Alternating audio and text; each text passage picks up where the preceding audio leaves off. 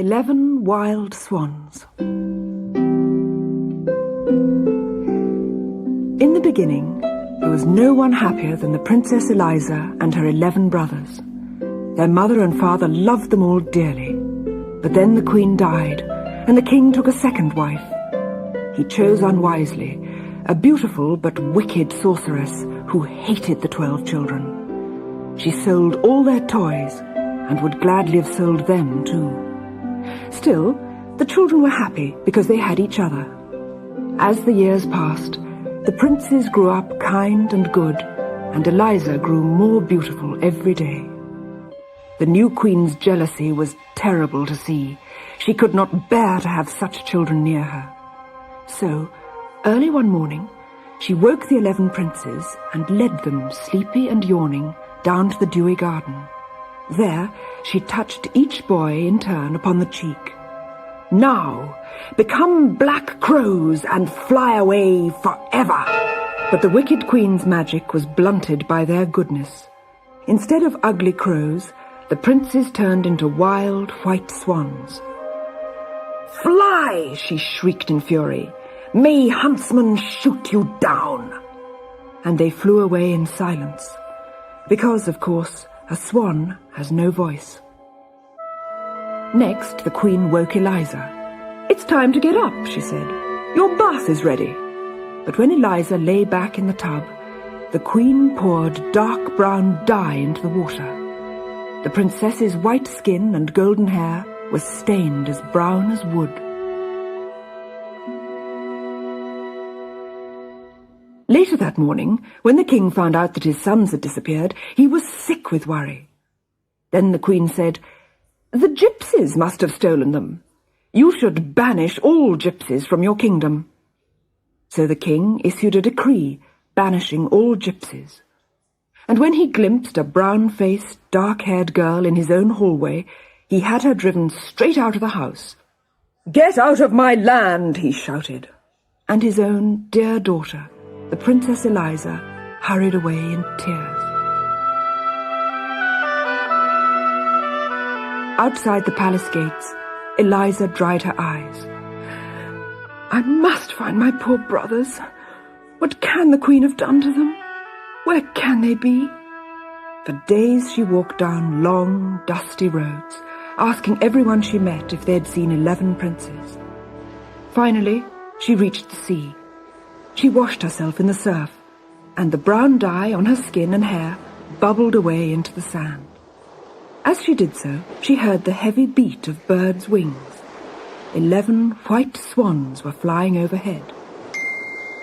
Eliza hid among the dunes and watched as the great white birds landed majestically on the beach. To her amazement, each swan wore a small gold crown. And when the sun dipped below the horizon and the stars came out, each swan in turn shook off its feathers to reveal one of her brothers. Soon all 11 princes stood talking together at the water's edge. Eliza ran down from the dunes to join them. "Is it you? Is it really you?" And the princes crowded round her in joy. "Eliza! Thank God, the wicked Queen hasn't destroyed you after all." Eliza hugged and kissed each of her brothers. Then she said, "Let's go home." The swan princes looked at each other sadly. "We can't, Eliza. Only at night are we human. In the daytime, the Queen's magic makes us swans again, and we must fly across the ocean to escape the hunters. Across the water is a beautiful land where the rivers are full of fish to eat. We only come back each night to look for you." "Then take me with you," Eliza said. "Don't leave me here alone." Before dawn, the 11 princes made a hammock for their sister out of an old fishing net left on the beach. Then, as the sun's first rays sparkled on the sea, their bodies disappeared under feathers, and they were transformed into swans. Eliza stepped onto the net, and the swans picked it up with their beaks. To either side of her, the huge white wings beat the air, and they began their long journey over the sea. Carrying Eliza, the swans could fly only slowly, and at dusk they were still miles from land. At any moment, the swans would turn back into humans and fall from the sky. Far below them, one small rock, no bigger than a table, rose out of the rolling sea. The 11 swans dived as one, and at the very moment they landed, their feathers disappeared. All night long, the brothers and their sister clung tightly to one another to keep from being washed off by the pounding sea. In the morning, the swan princes flew on to their new homeland. They set Eliza down outside a warm cave, and she stroked their heads as they lay wearily on the sand. Each day, the swans went in search of food. Sometimes they would come home trembling. "Today the Duke who rules this country almost shot me down. Look where his arrow grazed my back." Then Eliza would tremble too. She longed for some way of saving her brothers from their terrible half-life. One day, Eliza was walking to the nearby city when she passed an ancient graveyard.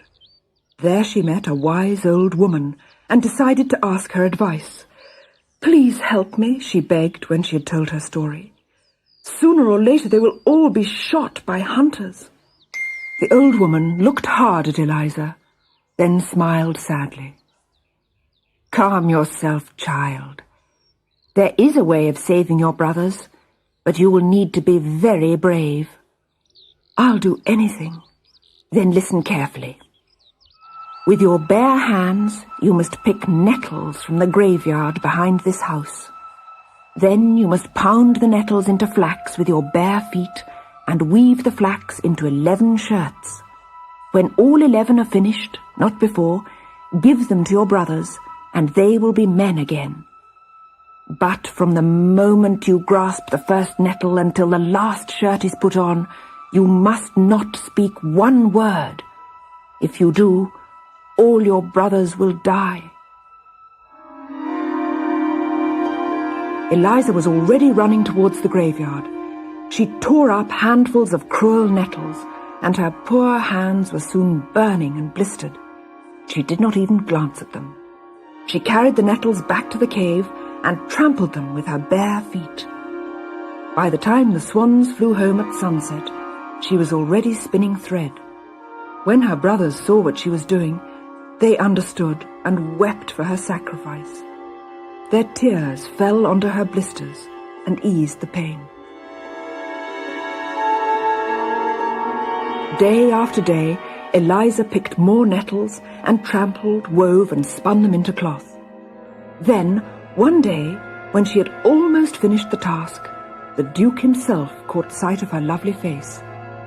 She was in the graveyard gathering nettles. "Who are you, maiden?" he asked, taking her bundle from her and dropping it in pain. She longed to tell him the whole story, but dared not speak.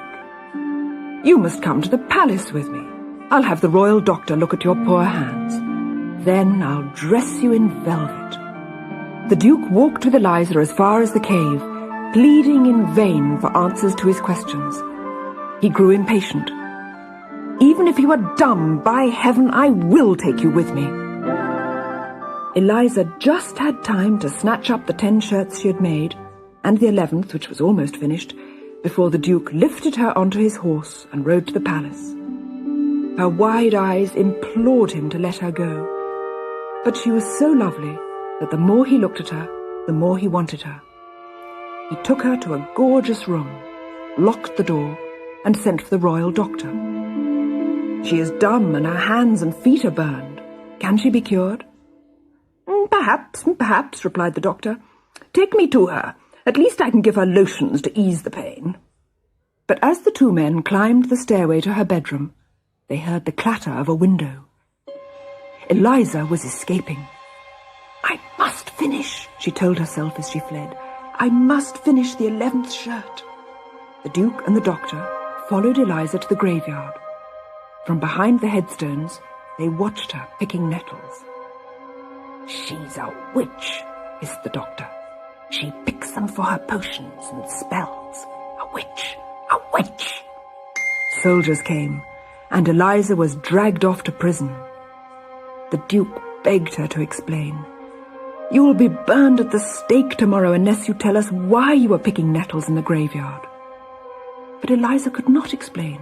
She had to stay silent. She was thrown into a dark cell with her bundle beside her. And there, that night, she trampled and span the nettles for the 11th shirt. At dawn, the executioner came to fetch her. The prison cart swayed and bumped along the road, but Eliza saw nothing of the angry crowds or the waiting stake. She was still sewing the pieces of the 11th shirt. As she was pulled from the cart, she clutched the work to her. Then the executioner led her towards the stake. The fire was just being lit when the sound of beating wings was heard in the sky. The crowd gaped up as 11 wild swans flew low over their heads and landed in a circle round the stake. One by one, Eliza threw the nettle shirts over each narrow head and long neck. As the coarse green cloth touched the white feathers, the swans were transformed into princes. The crowd gasped in amazement, and Eliza poured out the whole story of her struggle to save her brothers. Then the Duke stepped forward and led her from the stake. "Now speak, Eliza. Will you marry me?" And the Princess Eliza looked up at him, took his hand, and softly said,